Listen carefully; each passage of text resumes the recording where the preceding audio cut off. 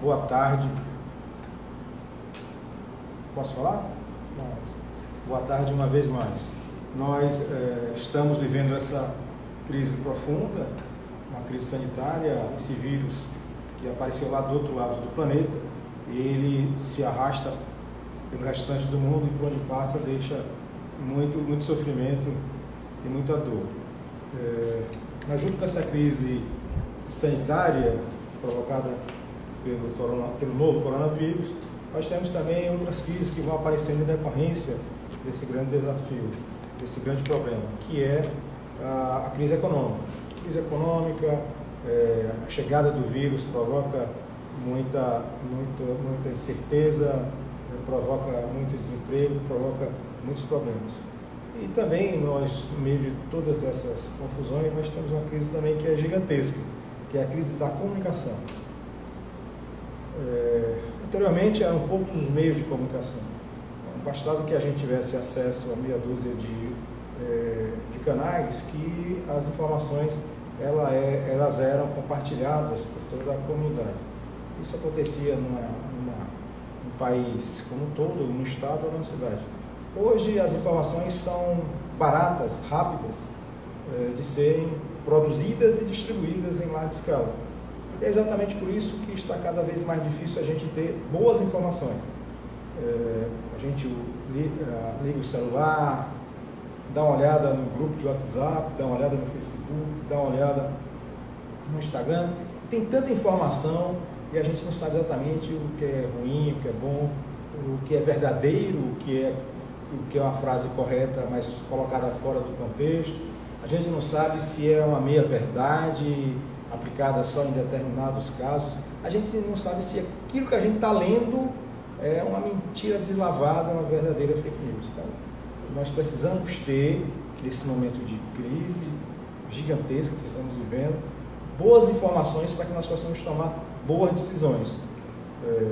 Quando a gente decide tomar uma decisão em relação à nossa vida pessoal, à nossa vida familiar, em relação à vida de um país, em relação à vida de uma empresa, uma organização, enfim, quando a gente vai tomar uma decisão, a gente precisa ter um conjunto bom de informações sobre a realidade e sobre aquilo que nos aguarda no futuro. E é exatamente por isso que, embora eu não seja jornalista, peço até essa licença ao Sindicato de Jornalistas, eu comecei a fazer um conjunto de entrevistas no primeiro momento estamos fazendo entrevistas com vários médicos, já são várias entrevistas, começando lá atrás, acho que há quase 2 semanas, com o Dr. Marcelo Martins, Dr. Paulo Marques, Dr. Flávio Melo, entrevistamos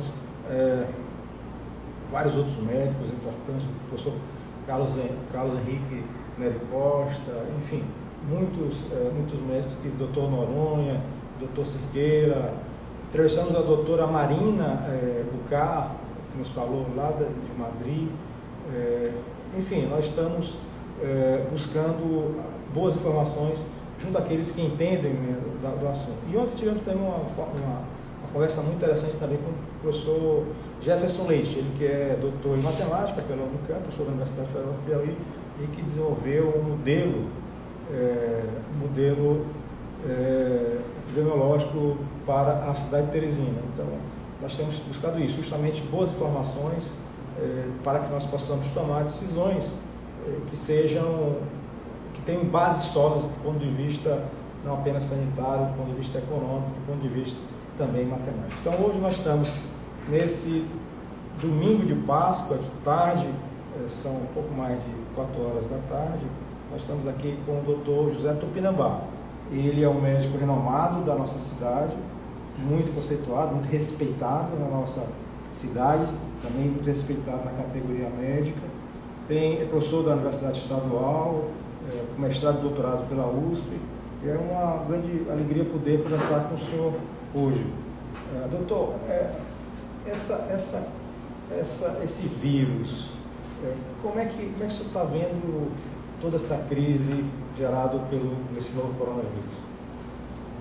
Bom, o vírus da doença Covid-19, ele iniciou ainda no mês de dezembro na China.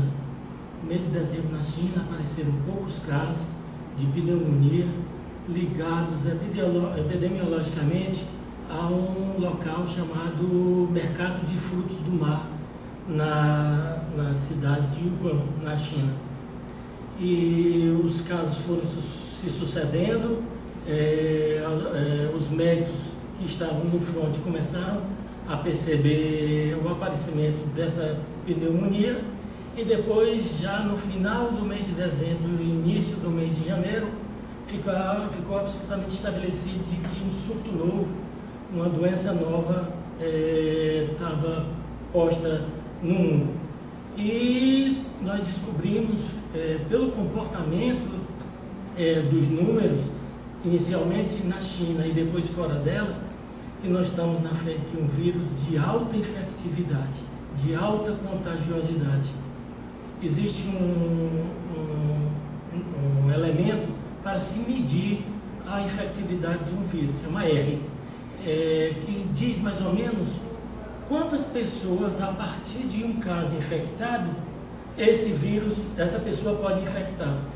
E os números até agora é que a média seria de 2,5, 3, e alguns trabalhos até 6. Então, uma única pessoa infectada pode contagiar de 3 a 6 indivíduos. Quanto tempo? Isso depende, naturalmente, da situação em que é posta. Nas situações de aglomeração, na situação em íntimo contato social, na situação... Porque o vírus ele não sai de uma pessoa para outra sem ter um meio para isso acontecer. Isso acontece basicamente de 3 maneiras. Através de gotículas de secreção que acontecem na tosse, no espirro e até no falar. Também pode acontecer através de fômites. O que é o fômite? É uma estrutura inanimada, mas que, infectada por aquele vírus, pode gerar infecção. É uma maçaneta de uma porta, é o botão de um elevador. E uma via que também já foi demonstrada, porque o vírus foi recuperado nas fezes, é a via feco-oral. O vírus também pode ser recuperado nas fezes, mas tem pouca importância epidemiológica. A grande importância epidemiológica é a presença do vírus em gotículas de secreção. Daí a questão do distanciamento e da aglomeração e do distanciamento. É um dos fundamentos dentro da transmissão do vírus que justifica algumas medidas de distanciamento social. Tem cura, não tem vacina. Segundo os especialistas, vai ser necessário tempo mínimo para que a vacina venha a ser desenvolvida. E esse tempo mínimo aparentemente é superior ao período que nós vamos passar nesses próximos meses. Tem cura a Covid-19? Bom, nesse instante, o vírus da Covid-19, nesse instante, ele é um vírus ainda intratável. Quer dizer, não existe nenhum medicamento que possua, que ainda tem uma evidência mais forte, de melhor qualidade, que possa combater, curar o vírus SARS-CoV-2, que é o vírus da Covid-19. E ainda não existe uma vacina. Mas existe, prefeito, várias intervenções, vários candidatos a intervenções de medicamentos que possuem ainda evidências que não são da melhor forma, mas que podem mostrar que podem mitigar, que poderiam reduzir o custo, aliviar o custo da doença, talvez encurtar o custo da doença. E essas evidências, mesmo que não sejam da melhor qualidade, elas têm que ser levadas em conta. E elas têm que ser levadas em conta por várias razões. Porque a primeira delas, assim, é que medicina baseada em evidência não é medicina baseada na melhor evidência. Porque nem sempre, prefeito, nós não temos, nem sempre está disponível naquele momento a melhor evidência. Bom que nós tivéssemos para todas as situações de medicina as melhores evidências para a tomada de decisão. Mas nem sempre é possível. Aliás, os médicos no seu mistério, na sua tarefa, eles fazem isso o tempo todo, que é tomar decisão sem ter todas as cartas em cima da mesa. Nós estamos vivendo uma situação parecida com essa. Nós não temos a melhor evidência na mão, mas nós temos algumas evidências que merecem ser levadas em consideração.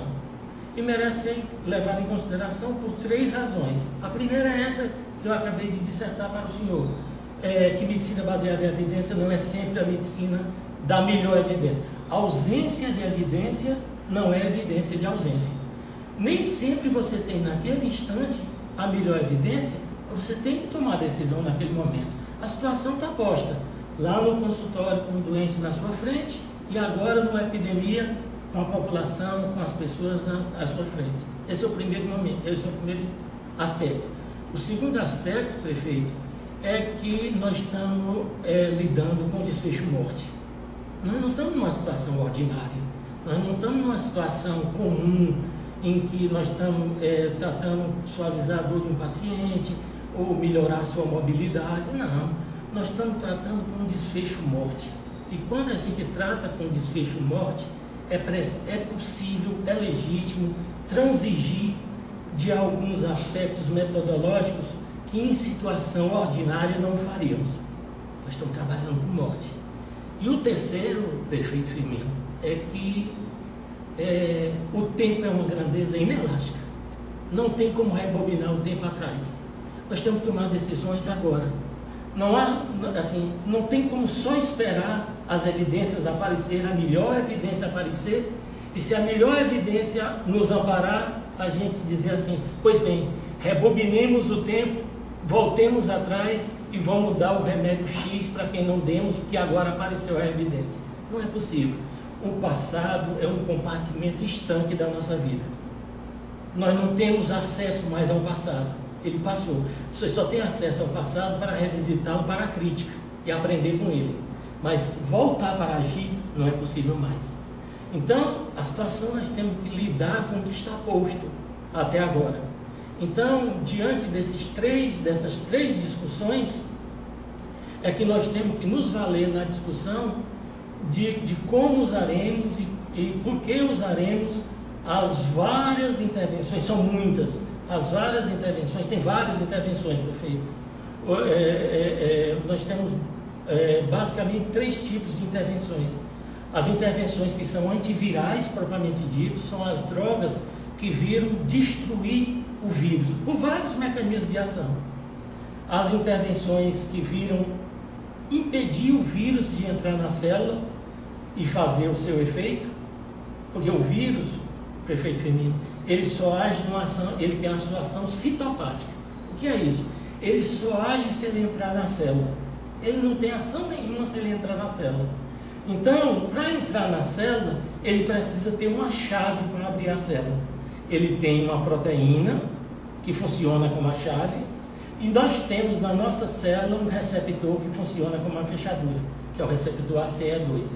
Então, para ele entrar, ele entra nessa célula, lá dentro ele é processado por organelas da célula, ele é desnudado do seu envelope, o seu único fita de RNA fica livre, ele se apodera da maquinaria proteica da célula, e aí a célula passa a trabalhar para produzir novas partículas virais. Vírus não se reproduz, vírus se replica.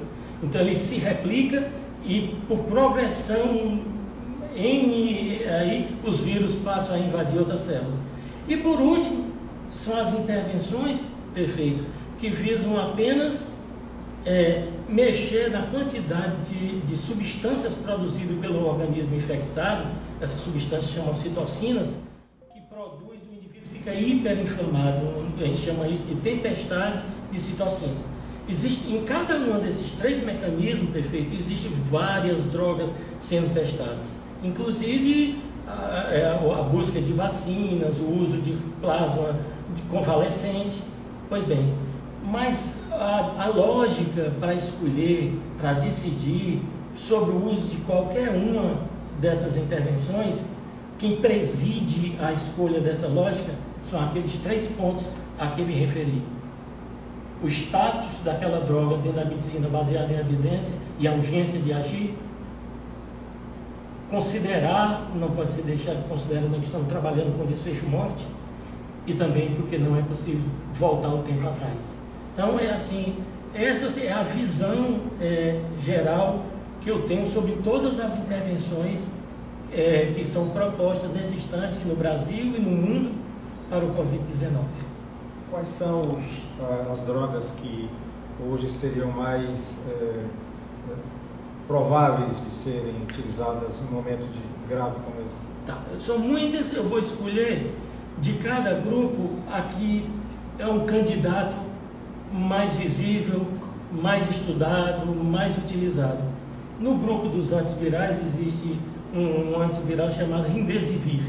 Ele é usado em outras doenças virais. Ontem mesmo o New England publicou um trabalho de que ele é um trabalho que hoje ganha um pouco de força. Nas drogas que agem ou no mecanismo do vírus entrar dentro da célula ou no seu processamento no interior da célula, eu coloco a hidroxicloroquina, que é uma droga que para nós é uma droga particular, porque nós temos uma experiência de viver essa droga por algum tempo, e porque ela tem 2 características: a sua disponibilidade e o seu custo.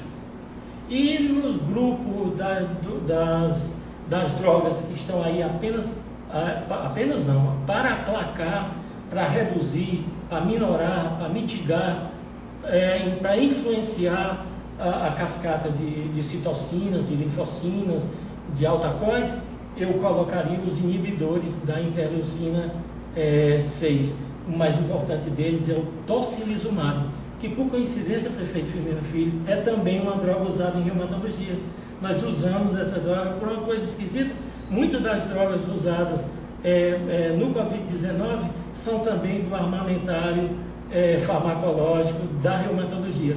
Nós utilizamos há algum tempo já essa droga chamada tocilizumab em artrite reumatoide. São os 3 grupos. Pergunta, doutor. Essas 3 drogas, elas utilizadas em estado médio para grave, elas eventualmente podem ter algum tipo de efeito, e essas 3 drogas utilizadas em larga escala, em estado leve da doença, elas podem ter efeitos não esperados? Assim, eu vou me referir à hidroxicloroquina, que é a droga que a gente tem disponível aqui. Para a gente analisar, prefeito Firmino, a hidroxicloroquina, nós temos que analisar sobre três aspectos. O aspecto científico, propriamente dito, o aspecto regulatório e ético, e, por último, o aspecto pragmático. No aspecto científico, onde é que está a cloroquina? Onde é que está a cloroquina? Como disse, para qualquer droga, não é só para a cloroquina, o recurso metodológico, o recurso científico que dá maior segurança, nenhuma droga estudada dá segurança total, mas aqui que metodologicamente é considerado o padrão ouro, o gold standard, é um recurso metodológico, prefeito, chamado ensaio clínico randomizado controlado. Então você coloca pacientes num grupo para usar a droga candidata que você quer utilizar, no outro grupo não usa, e você tenta equilibrar os 2 grupos para que eles sejam comparativamente o mais parecido possível, de modo que, se você depois encontrar diferença de desfecho, de resultado entre os 2 grupos, e esse desfecho for estatisticamente significativo, como os 2 grupos eram tão semelhantes e a única diferença palpável era que um usava a droga e outra não, você pode atribuir àquela droga o efeito. Isso não temos ainda na hidroxicloroquina. Mas a hidroxicloroquina, nesse instante, ela não é desprovida totalmente de evidência científica. Ela possui evidência científica. Ela possui evidência científica ainda de qualidade inferior a essa que eu me referi, que é o ensaio clínico. Mas existem estudos. Existe um estudo, por exemplo, eu citar alguns, existem muitos, Eu vou citar alguns, que eu digo que seria de mais expressão. Um estudo de um grupo francês, da cidade de Marseille, de um virologista chamado Didier Raoult. Ele fez um estudo virológico, o desfecho dele era virológico. E ele mostrou que com a associação, demonstrou com o uso da associação de hidroxicloroquina mais azitromicina, ele conseguiu uma cura virológica no 6º dia dessa associação, muito expressiva. A expressão, o resultado dele é de clareamento de 100% dos vírus. Esse estudo, nós estamos no meio de uma pandemia, prefeito Firmino, e os estudos eles não seguem o rito que eles seguem na situação normal. Você vai publicar, né, na situação normal, o que acontece? Você manda o seu manuscrito para o editor distribui o manuscrito para os revisores examinam detidamente o seu manuscrito, devolvem para você com críticas e com interrogações, você devolve para eles dizendo o seu posicionamento e no final eles dão os seus pareceres, um revisor não sabe do resultado do outro e o editor, de posse dos resultados dos pareceres, diz se aquele trabalho ou não vai ser publicado. O nome desse recurso chama peer review, ou revisão por pares. No meio de uma pandemia não é possível fazer isso, não há tempo para isso. Então os estudos eles têm sido publicados ainda sem esse recurso. Até porque não é eticamente aceitável que o indivíduo encontre um resultado favorável e no meio de uma pandemia dessa que ceifa vidas, ele deixe de comunicar. Mesmo que depois o seu estudo seja avaliado e se encontre problema neles. E no estudo do Didier Raoult foi encontrado. Agora já aparece que pessoas que fizeram o tratamento estatístico dos resultados dele, os resultados dele continuam sendo favoráveis, mas não naquela cifra que ele colocava originalmente.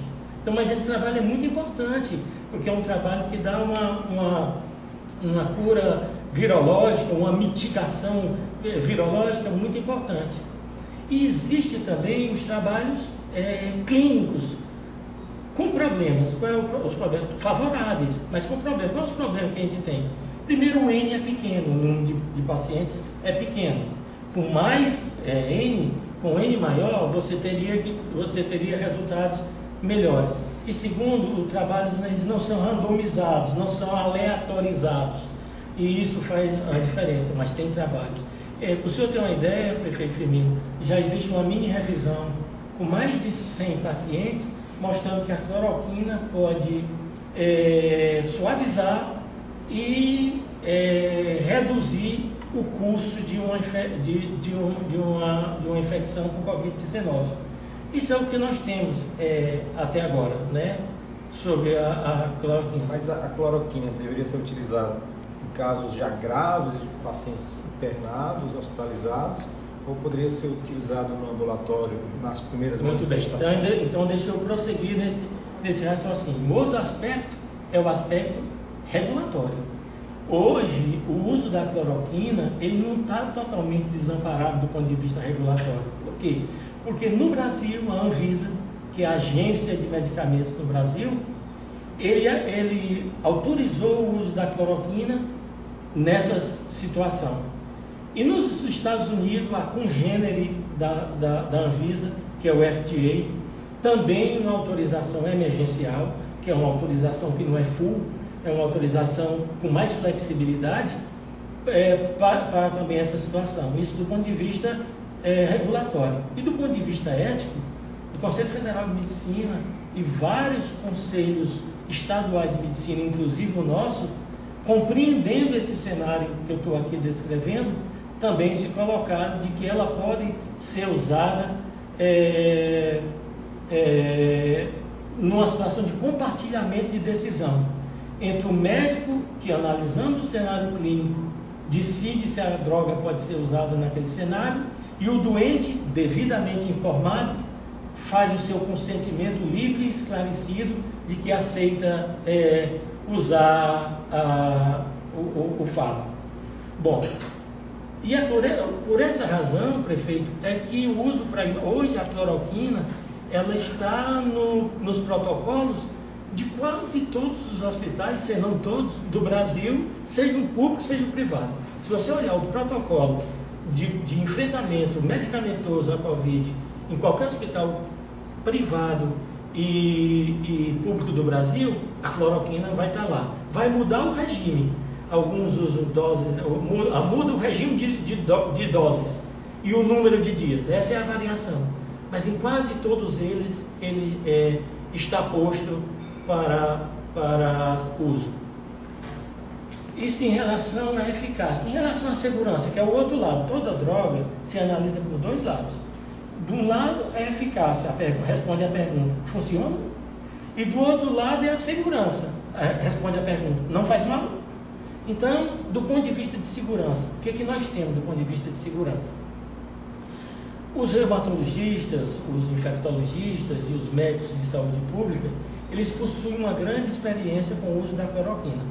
Eu, por exemplo, uso a hidroxicloroquina há mais de 30 anos.